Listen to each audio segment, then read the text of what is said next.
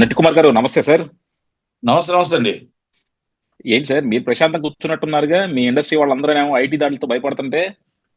నేను ఊర్లో లేను సార్, ప్రశాంతంగా నేను ఏదో పని నుండి వైజాగ్ వెళ్ళి రాత్రి 3 అయింది వస్తేప్పటికి అవునా? ఇంకా ఉదయం అందరూ అడుగుతున్నారు ఐటీ దాటి అంటే ఎవరు తెచ్చుకున్నారు, వాళ్ళు తెచ్చుకుని నెత్తి మీద తెచ్చుకొని మేము ఎంత వాళ్ళం మేము అంత వాళ్ళం మాకు ఇన్ని వందల కోట్లు వచ్చి అన్ని వేల కోట్లు వచ్చి అని చెప్పుకొని ఎల్లడి ఆ, వాళ్ళ వాళ్ళు తెచ్చుకుందే కదండి, ఏముంటుంది చెప్పండి. కానీ ఇది ఒకటి సార్, అంటే ఇక్కడ బేసిక్ గా అంటే గొడ్డోడు గొడ్డు కోసం ఏడుస్తుంటే పక్కన ఉన్న వాళ్ళు ఎవరో తోలు కోసం ఏడిచారని చెప్పి ఒక సామెత ఉంటది అనమాట. ఈ ఈ ఐటీ ఐటీ దాడుల వల్ల ఒకటైతే బయటపడుతుంది సార్. అంటే మీ సినిమా ఇండస్ట్రీలో ఎంత ఎంత ఫేక్ చేస్తారన్నది ఈ విషయం బయటకు వస్తుంది. ఎందుకంటే పుష్ప అనేది ఓకే, పుష్ప నిజంగా బాగా హిట్ అయింది, బాగా కలెక్షన్లు వచ్చినాయి, అన్నిటి కూడా నమ్ముతాం. కాకపోతే మనకు అంతకుముందు రాజమౌళి గారు కూడా చెప్పారనమాట. మగధీర అప్పుడు కూడా, మగధీరాలో అల్లు అరవింద్ గారు ఒక 20% కలెక్షన్స్ ఫేక్ చేశారు, అందుకే నాకు అది ఇష్టం లేక నేను 100 డేస్ ఫంక్షన్ కూడా వెళ్ళలేదు అని చెప్పారు. సో ఇప్పుడు కూడా చూస్తే ఈ సినిమాకి కూడా, పుష్పకు కూడా వీళ్ళు దగ్గర దగ్గర 500-600 కోట్లు ఫేక్ కలెక్షన్ యాడ్ చేసినట్టున్నారు సార్. ఎందుకంటే వాళ్ళు చెప్తున్నారు వీళ్ళు ఓన్లీ 1200 కోట్లకే జిఎస్టీ చెల్లించారు, మిగతా 600 కోట్లు ఇది ఫేక్ కలెక్షన్ అన్నట్టు చెప్తా ఉన్నారనమాట. ఎందుకు సార్ అంటే సినిమా ఇండస్ట్రీ వాళ్ళు ఇంత ఫేక్ కలెక్షన్ చూపించుకోవాల్సిన అవసరం ఏముంది? యాక్చువల్ గా ఇది కూడా రాంగ్ ఏమో అండి. ఎందుకంటే మ్హూ. యాక్చువల్ గా ఇంకా జిఎస్టీలు కొన్ని ఇంకా జిఎస్టీలు అన్ని అప్డేట్ కావు. ఎందుకంటే టైం ఇంకా కొన్ని దేంట్లో సినిమాలు ఆడుతున్నాయి, కొన్ని థియేటర్లో సినిమాలు ఆడుతున్నప్పుడు జిఎస్టీలు అప్డేట్ కావు. కాకపోతే ఎంత చేసింది, దాంట్లో రెంట్లు ఎంత తీయాలి, ఇవన్నీ కూడా మనం గ్రాస్ ఎంత ఉంది, రెంట్లు ఎంత ఉంది, ఇవన్నీ మనం పబ్లిక్ గా చెప్పుకోమని ఎవరైనా చెప్పారా సార్? ఇది మ్మ్. ఇప్పుడు నేనేమంటానంటే, ఇప్పుడు రెమ్యునేషన్ ఎంత ఇచ్చారు, ఇవన్నీ ఎవరైనా పబ్లిక్, మీరు ఏమైనా పబ్లిక్ షేర్ మార్కెటా? మ్మ్. మీరు ఏమైనా పబ్లిక్ సెక్టార్లో ఉన్నారా? లేకపోతే బాబు అంటే రెండు బాబు ఇంకా షేర్ కలుస్తారని అడిగారా? అంటే ఒకటి ఎందుకు సార్, పబ్లిక్ చెప్పాలి? అవసరం అంటే ఏంటి? ఒకటి సార్, అంటే ఇక్కడ జస్ట్ నేను చిన్న ఇంటరప్షన్ అది. ఎందుకంటే ఒకప్పుడు సినిమాలు అనుకోండి, సినిమాలు ఎన్ని థియేటర్లు ఆడేవి, ఎన్ని థియేటర్లో ఎన్ని వందల రోజులు ఆడేవి అని దాన్ని చూసుకొని ఏ సినిమా ఎంత హిట్ అన్నది ప్రజలు బేరీ చేసుకునేవాళ్ళు. ఇప్పుడు అది లేదు కాబట్టి ఎంత వచ్చింది, అంత కలెక్షన్ ఎక్కువ వస్తే అంత పెద్ద హిట్ అయినట్టు. సో మీరు చెప్పాల్సిన పరిస్థితి తీసుకొచ్చారు కదా ఇప్పుడున్న మార్కెట్ లో. ఒక ఒక హీరోని మించి ఇంకో హీరో ఎదుగుతున్నాడంటే వాళ్ళ కలెక్షన్ లేదు కదా ఈ రోజు. అది ఏమంటున్నానంటే అండి, అది నష్టం మనకే కదా. ఇప్పుడు నేనేమంటున్నా, అల్లు అర్జున్ గారు షేర్ తీసుకున్నారా, రెమ్యునేషన్ తీసుకున్నారా అనేది మీకు నాకు ఇద్దరికి తెలియదు. దాన్ని చెప్పాల్సిన అవసరం కూడా ప్రొడ్యూసర్ లేదు. ఇక్కడ 1800 కోట్లు వచ్చిందా, 1200 కోట్లు వచ్చిందా మనకు చెప్పాల్సిన అవసరం లేదు. అది మీకు నాకు తెలియదు. ఈ ఓన్లీ పబ్లిక్ లో ఎంత వచ్చింది అంత వచ్చిందని రోజుకి మనం మాట్లాడుకుంటాం. ఇప్పుడు ఎక్కడైనా ఒక ఫైరింగ్ జరిగింది అనుకోండి, ఆ ఫైరింగ్ జరిగితే అమ్మో ఇన్ని 100 మంది చనిపోయారంటారు, లాస్ట్కి వచ్చేటప్పుడు 3 చనిపోయారంటారు. అంటే అప్పుడు ఎవరికి తెలియదండి, ఆ మంటలు ఎక్కువ వస్తున్నప్పుడు ఆ మంటల్లో ఎంతమంది ఉన్నారో ఏమున్నారో తెలియదండి, ఆ అంచనా తెలియదండి. మనం బ్రేకింగ్ న్యూస్లు తీసుకొని నిజం అనుకుంటే ఎలా? అంటే మీ ఉదాహరణ చెప్పుకుంటూ వచ్చా. ఇప్పుడు లాస్ట్ ఫైనల్కి వచ్చేటప్పటికి 3 2 అంటారు. అంటే అది ఎంత నిజమో ఇది అంతే నిజం. అంటే ఇప్పుడు ఇవాళ ఇప్పుడే అందిన వార్త, ఆల్ థియేటర్స్ అన్ని సూపర్ ఫుల్స్ అయిపోయి 3000 కోట్ల కలెక్షన్. ఎక్కడి నుంచి వస్తుందండి ఇవన్నీ? అంటే మనం ఏమంటున్నాం అంటే, హీరో గారు రెమ్యునేషన్ తీసుకున్నారా, షేర్ తీసుకున్నారా, సుకుమార్ గారు రెమ్యునేషన్ తీసుకున్నారా, షేర్ తీసుకున్నారా, తక్కువ వాళ్ళు ఎంతమంది ఏమేమి తీసుకున్నారు, ఎంత పెట్టుబడి పెట్టారు, ఎంత వచ్చింది, ఇవన్నీ తెలియవండి. అంటే నేనేమంటానంటే, ఇది లోగుట్టుకు పెరుమాళ్ గారికి అంటే మనం చెప్పాల్సిన అవసరం లేదు, మాట్లాడాల్సిన అవసరం లేదు. దాని మీద ఇన్కమ్ ట్యాక్స్ వారు ఎందుకు వచ్చారండి? మీరంతా మీరు అనౌన్స్ చేయబట్టి, మీరు గతంలో మీరు మీరు ఫైలింగ్ చేసినవన్నీ బ్యాలెన్స్ షీట్లు, మీకు ఎవరు ఫైనాన్స్ చేశారో, ఎవరు మీతో షేర్ చేసుకున్నారో, ఎవరు షూటింగ్ చేశారో, మీ కొలిక్స్ అంటారు దాన్ని. మీ కొలిక్స్ అంటారు, షూటింగ్ చేసిన వాళ్ళు అవ్వచ్చు, ఇంకోటి అవ్వచ్చు. ఏంటి, ఆల్రెడీ ఇంటర్నల్ ఫైలింగ్స్ అంటారు. ఆల్రెడీ ఫైలింగ్స్ అయినవన్నీ కూడా ఇన్కమ్ ట్యాక్స్ ఫైల్ అయినవి, మీ షూటింగ్ జరిగినవి, దాంట్లో లావాదేవీలు, దాంట్లో అవకతవకలు ఇవన్నీ తీసుకొని, సినిమా ఆల్రెడీ అయింది కాబట్టి ఇక్కడ చూసి ఇన్ని 100 కోట్లు కనబడుతుంది, ఇక్కడ చూసి ఎంత తక్కువ కనబడుతుంది, కనుక పెట్టుబడి తక్కువ కనబడుతుంది. మీకు ఉదాహరణకు ఒక చిన్న దాంట్లో తీసుకుంటాను. RRR సినిమా 175 కోట్లు చూపించారు. మీకు ఇది ఇది మీకు ఎలా తెలుసు నటకుమార్ గారు అని అడిగితే, ఇది నాకు తెలియదు మీకు తెలియదు. వాళ్ళే మన ఆ సినిమాకి ఏది ఆ ఆంధ్రప్రదేశ్ రేట్లు కావాలని 175 కోట్లు చూపించారు. అంతకుముందు మరి ఆయనది కూడా 175 280 చూపించారు, ఏది ప్రభాస్ గారి సినిమా కూడా. మరి ఇక్కడ చూస్తే ఇన్ని 100 కోట్లు అంటారు, ఇక్కడ చూస్తే మరి ఎంత తక్కువ చూపిస్తారు. ఇది ఎక్కడి నుంచి వస్తుంది? ఆ పవన్ కళ్యాణ్ గారి సినిమా 100 కోట్ల లోపే కాబట్టి టికెట్ రేట్లు అవసరం లేదంటారు బ్రో సినిమాకి. ఇవన్నీ ఎక్కడికి వెళ్తున్నాయి? అంటే మీరు చెప్పింది ఏది నిజం? ఇది నిజమా అది నిజమా? నేను ఉదాహరణ తీసుకొచ్చాను. మరి ఇప్పుడు ఎలా నమ్మాలి జనాల్ని? ఇప్పుడు సినిమా వాళ్ళు ఇది చేసిన దానికి ఎలా నమ్ముతారు? ఇప్పుడు ఆ ఇన్కమ్ ట్యాక్స్ అయినా మీరైనా నేనైనా ఎవరమైనా వాళ్ళు రైడింగ్ వచ్చిన వాళ్ళ రైట్, అది వాళ్ళకి రైట్ ఉంది. వాళ్ళు ఎనీ టైం ఈ డౌట్స్ ఉన్నాయి కాబట్టి ఆ డౌట్స్ క్లియర్ చేసుకోవడానికి ఇన్కమ్ ట్యాక్స్ రైట్ వచ్చు. ఆ రైడింగ్ లో ఏమైనా క్యాష్ రూపంగా దొరికిందా, లేకపోతే అవాలా రూపంగా దొరికిందా, లేకపోతే ఏమైనా విదేశీ మార్గదర్శి విదేశీలో ఆర్బీఐ రూల్ కు వ్యతిరేకంగా ఏమైనా డబ్బులు వచ్చాయా, ఏమైనా ఆర్బీఐ రూల్ కు వ్యతిరేకంగా ఏమైనా డబ్బులు వెళ్తే ఈడీ ఎంటర్ అవుతుంది. పొలిటీషియన్ డబ్బులు ఉన్నాయి, ఇవన్నీ డిఫరెంట్. అంతే కదండి. దాన్ని మనం ఆలోచించాలి కానీ ఇది ఎక్కడ వెళ్తుంది చెప్పండి. అంటే ఒకటి సార్, ఇక్కడ మనం ఎంత మాట్లాడుకున్నా సరే రేపొద్దున హీరోలు మిమ్మల్ని ప్రెషర్ పెడతారు. ఈ కలెక్షన్లు ఎంత అయింది ఎంత అయింది అని ప్రెషర్ పెడతారు. మీరు వేకు కూడా తప్పదు అనమాట అది. కాకపోతే ఇప్పుడు మాకు అమెరికాలో అనుకోండి సార్, అమెరికాలో రన్ ట్రాక్ వచ్చింది. ఈ రన్ ట్రాక్ వచ్చినాక ఎవరు ఫేక్ ఇన్ఫర్మేషన్ ఇవ్వడానికి లేదనమాట. ప్రతి ఒక్కరికి సామాన్య మానవుడికి కూడా క్లియర్ గా తెలిసిపోతుంది ఏ సినిమా ఎంత కలెక్ట్ చేసింది, ఎంత షేర్ వస్తుంది ఏంటని తెలిసిపోతుంది. అలాంటి సిస్టమ్ ని మన తెలుగు రాష్ట్రాల్లో ఎందుకు పెట్టుకోలేకపోతున్నాం? ఎందుకంటే మనం టెక్నాలజీగా చాలా అడ్వాన్స్ అని చెప్పుకుంటాం కదా. ఇంతకన్నా మంచి ఇప్పుడు మంచి టెక్నాలజీ మా దగ్గర ఉంది. బుక్ మై షోలో వచ్చిన కలెక్షన్ మాకు తెలుసు, ఎన్ని టికెట్లు తెలియదు మాకు తెలుసు, డిఆర్ లో ఎంత వచ్చింది అంతే మాకు తెలుసు, జిఎస్టీ ఇన్వాయిస్ మేము ప్రజల దగ్గర కలెక్ట్ చేసుకున్న డబ్బులు మేము ఇన్వాయిస్ కడుతున్నారా లేదా అనేది మరి ప్రొడ్యూసర్లు చెప్పాలి, ఎగ్జిబ్యూటర్లు చెప్పాలి, డిస్ట్రిబ్యూటర్లు చెప్పాలి. Simple thing. మీరు ఒక మాటకి నేను అదే సింపుల్ గా చెప్పాను, అంతే కదా. ఇప్పుడు ఇందాక మీకు 175 కోట్లు అనేది ఎంత నిజమో, మేము జిఎస్టీలు కడుతుంది ఎంత నిజమో, ఇవన్నీ కూడా మేము కరెక్ట్ గా కడుతున్నావా లేదా, ఈ 1000 కోట్లు వస్తుంది అనేది ఎంత నిజమో, 175 కోట్లు అంతే నిజం. అవునా కదండి. ఇప్పుడు ఏ మాటకు ఆ మాట మీరు చెప్పాలి. జగన్మోహన్ రెడ్డి గారు కొన్ని కొన్ని నాటిలో చాలా స్ట్రిక్ట్ గా పెట్టాడండి.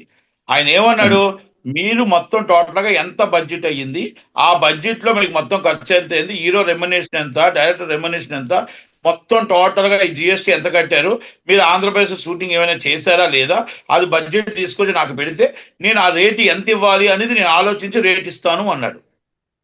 అప్పుడు కొన్ని సినిమాలు కొంతమంది వెళ్ళి ఇచ్చారు. ఏదో ఆది పురుషో లేకపోతే సలారో, అప్పుడు గవర్నమెంట్ లో ఆల్వే ఉన్నట్టున్నాయి, జగన్మోహన్ రెడ్డి గారి గవర్నమెంట్ లోనే. సలారో ఏవో 2-3 సినిమాలు ఇచ్చారండి. ఏది త్రిబులారు, ఇవన్నీ సినిమాలు ఇచ్చారు. బాలయ్య బాబుకి రేట్లు వద్దు అన్నాడు, నాకు వద్దు, నీకు నేను అకౌంట్ ఇవ్వను, నాకు రేట్లు వద్దు అన్నాడు అఖండాకి. తర్వాత వచ్చి ఈ సినిమాకి రేట్లు ఇవ్వను అన్నారు, ఇది మన భీమానాయక్కి. తర్వాత బ్రో సినిమాకు నాకు రేట్లు వద్దు అన్నారు పవన్ కళ్యాణ్ గారు, మాది 100 కోట్ల లోపే సినిమా కాబట్టి మాకు రేట్లు వద్దు అన్నారు. అంటే ఆ రోజు బయటపడ్డారు చాలా మంది జనాలు. ఇప్పుడు మళ్ళీ 700 కోట్లు 800 కోట్లు అంటున్నారు. ఇక చంద్రబాబు నాయుడు గారు పట్టించుకోరు కదా. సినిమా వాళ్ళంటే సాఫ్ట్ కార్నరు, సినిమా వాళ్ళంటే వాళ్ళు 1000 కాదు 2000 రూపాయలు రేట్ ఇచ్చేస్తాడు అంతే.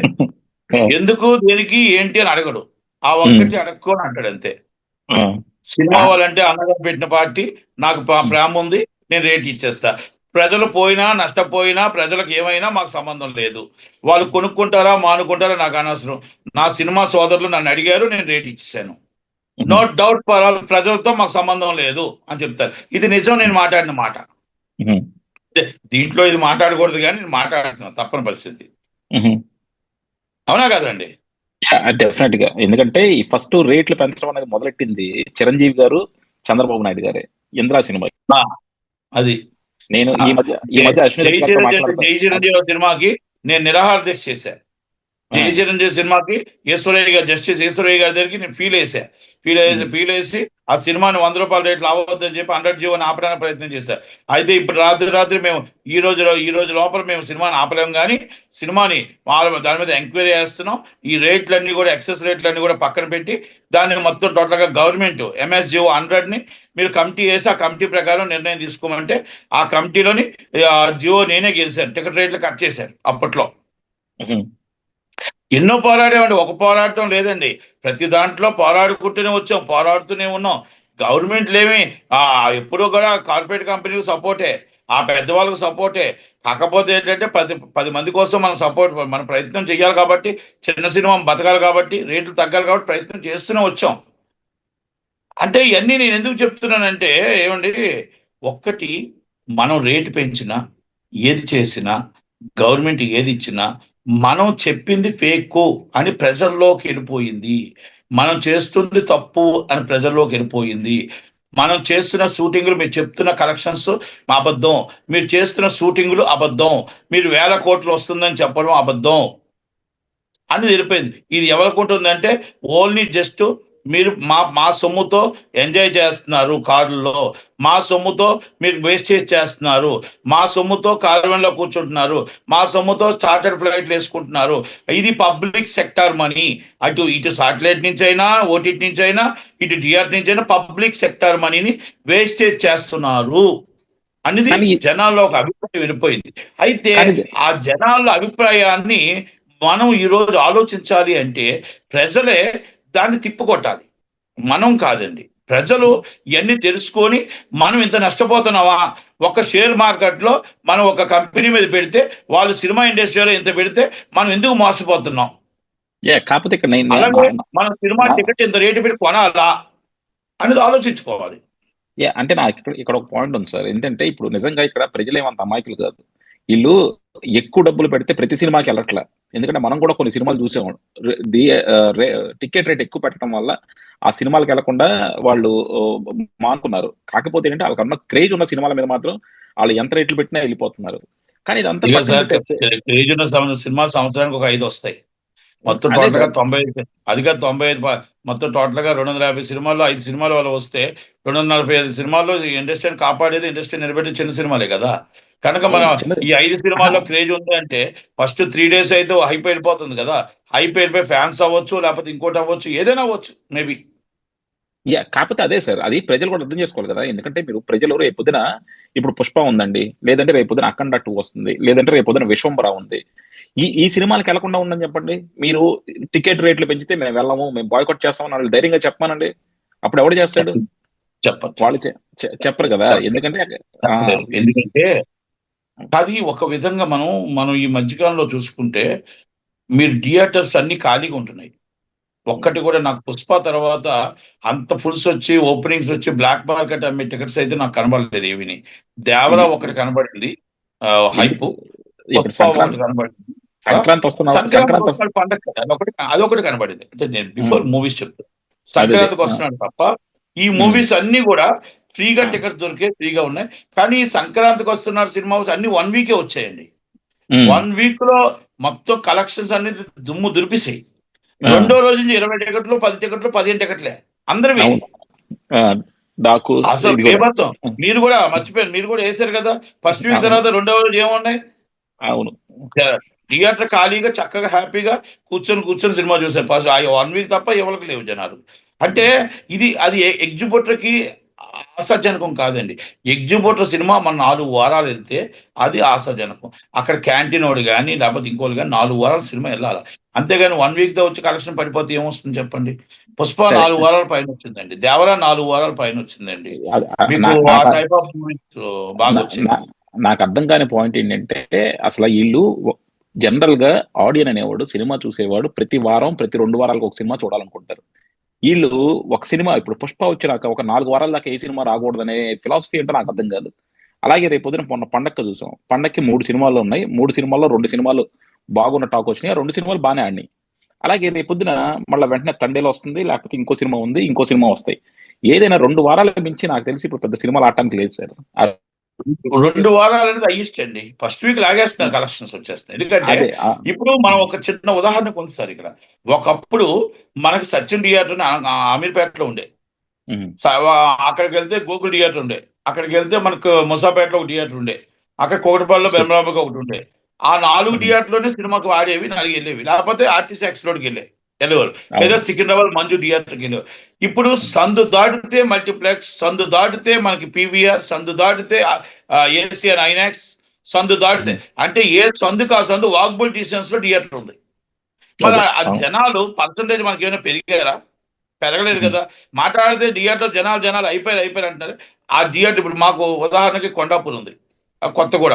మీరు మాదాపూర్లో ఒక థియేటర్ ఉంది, ఐటెక్స్ లో ఒక థియేటర్ ఉంది, మీకు ఆల్రెడీ మా ఏఎంబి మాల్ ఒకటి ఉంది, ఆ పక్కకి వెళ్తే ఐనాక్స్ ఒకటి ఉంది, మా పక్కకి వెళ్తే పీవీఆర్ ఒకటి ఉంది, ప్లాటినం ఒకటి ఉంది. అంటే ఇన్ని థియేటర్లకు అక్కడ ప్రేక్షకులు సరిపోతారా? జూబ్లీస్ గారికి వెళ్తే మీకు ఆర్కే ఐనాక్స్ ఉంది, పీవీఆర్. అలాగే మీరేమో ఇన్ని థియేటర్లు ఉన్నాయి అంటున్నారు, పండక్కేమో మాకు థియేటర్లు సరిపోవాలని వాళ్ళు కొట్టుకుంటున్నారు. ఇవ్వండి, ఇప్పుడు అదే అంటున్నాను కదండి, ఆశకు అంతు లేదు, ఆశకి అంతు లేదు. ఇప్పుడు ప్రజలు మనకి సినిమాలు థియేటర్ సరిపోలేదు అని ఇంటి ఎక్కడండి? ఆ 3 రోజులు మాత్రమే, 4వ రోజు కలెక్షన్ చూడాలి కదా. నేను అదే మీకు ఇందాక చెప్తున్నా, మీకు ఈ రోజు కాకపోతే రేపు వస్తాం అనుకున్నట్టు జనాలు ఉండాలి. మొత్తం చూసిందంతా ఫస్ట్ డే చూసేస్తే, 2 రోజులు చూసేస్తే, 3 రోజు చూసేస్తే అవుట్ ఈస్ కలెక్షన్స్. థియేటర్ ఏమయ్యా, థియేటర్ తక్కువ ఎలా రన్ అవుతుంది? 27 రోజులు, 27 days ఎలా రన్ చేస్తారు? 5 టికెట్లు 6 టికెట్తో రన్ చేస్తారా? 10 టికెట్లో రన్ చేస్తారా? ఈ ఐకమత్యం లేదు. ఏమనంటే మాకు పేరెంట్స్ వచ్చేస్తుంది, మాకు ఓటీటీ టైం అయిపోతుంది, అందుకనే మేము సినిమా ఎక్కువ ఆడలేము అంటున్నారు. ఈయన 28 ఏదో ఓటీటీ వచ్చేస్తుంది అంటున్నారు. పుష్ప మరి ఏదో రోమరా నిజమో తెలియదు మరి. అదే కానీ ఇది చెప్పండి సార్, అంటే దీన్ని ఇంకా అరికట్టేది ఎలా? ఎందుకంటే ఈ ఫేక్ కలెక్షన్స్ ఇది కాకుండా దీన్ని ఒక స్ట్రీమ్ లైన్ చేయడానికి ఎలా? ఎందుకంటే మిగతా రాష్ట్రాల్లో, మిగతా దేశాల్లో జరుగుతున్నప్పుడు ఒక్క తెలుగు రాష్ట్రాల్లోనే ఎందుకు ఇంత ఫేక్ కి ఆస్కారం ఇస్తున్నారు? ఏమండి, ఫేక్ కి అంటే హీరోల్ని మెప్పు పొందడం కోసం, లేకపోతే ఏదో సంథింగ్, కానీ ఎక్కడ కూడా మీరు అన్నట్టు ఇప్పుడు ఇవాళ 100 కోట్లు అండి, 100 కోట్లకి ఎక్కడండి జిఎస్టీ కడుతున్నారు? ఎక్కడ టీడీఎస్ కడతారు? ఎక్కడ జిఎస్టీ మీరు ఒకసారి చెప్తున్నారు. ఎందుకంటే ఇది ఎక్కువ ఈ ఫేక్ స్టార్ట్ అయింది అల్లు అర్జున్ తో సార్. మనందరం అవుననుకున్నా కాదనుకున్నా, అల్లు అర్జున్ మొదటి సినిమా నుంచి కూడా ఫేక్ వేసుకుంటా మీరు అందరూ చెప్తా ఉంటారనమాట. అల్లు అర్జున్ కి కేరళలో సూపర్ మార్కెట్ ఉందని. అక్కడ నిజంగా అంత మార్కెట్ లేదండి ఆయనకి. కాకపోతే ఏంటంటే దాన్ని అలా ఒక యూఫోరియా క్రియేట్ చేస్తా ఉన్నారనమాట. అలాగే అర్థమైందిగా, మన మార్కెట్ అర్థమైందిగా. మరి ఎందుకు అవ్వలేదు మార్కెట్? తమిళనాడు ఎందుకు అవ్వలేదు? కర్ణాటక ఎందుకు బ్రేక్ ఈవెన్ దగ్గరికి వచ్చింది? ఇవి ఆంధ్రాలో బ్రేక్ ఈవెన్ ఎందుకు అవ్వలేదు? ఆంధ్రాలో బ్రేక్ ఈవెన్ అవ్వలేదు, మీకు తెలుసో లేదు? అవును, పుష్ప ఆంధ్రాలో బ్రేక్ ఈవెన్. మీకు తెలంగాణలో కూడా ఏదో బ్రేక్ ఈవెన్ అయ్యి కమిషన్ దాకా వచ్చింది. నిజాలు చెప్తే north India is a better collection, super collection, north is better collection. చూద్దాం సరే, ఎందుకంటే డెఫినెట్ గా తెలుగు ఇండస్ట్రీ మాత్రం ఎంత ప్రపంచ స్థాయికి వెళ్తా ఉన్నా సరే, కొన్ని అలవాట్లలో మాత్రం మనం ఇంకా చాలా అధమ స్థాయిలోనే ఉన్నాం. హీరోలు అర్థం చేసుకోవాలా, వాళ్ళందరూ అర్థం చేసుకోవాలా, ఏంటి ఎక్కడికి వెళ్ళిపోతుంది, మన ఇండస్ట్రీ ఎక్కడికి వెళ్ళిపోతుంది, మనం ఎలాగెళ్తున్నాం, అసలు రెమ్యునేషన్లు ఏంటి, ఏంటిది ప్రజల మీద రుద్దడం ఏంటి, ఒక సామాన్యుడికి ఒక రేట్లో మనం అబ్జెక్ట్ సినిమా బాగుంటుంది తప్ప వాళ్ళ దగ్గర మన రక్తం పీల్చుకొని అందాక కరెక్ట్ అనేది ఆలోచించుకోవాలా. ఇవన్నీ ఆలోచించుకోకపోతే సినిమా ఇండస్ట్రీ మనుగడ ఉండదండి. Okay, thank you sir, thank you very much అండి.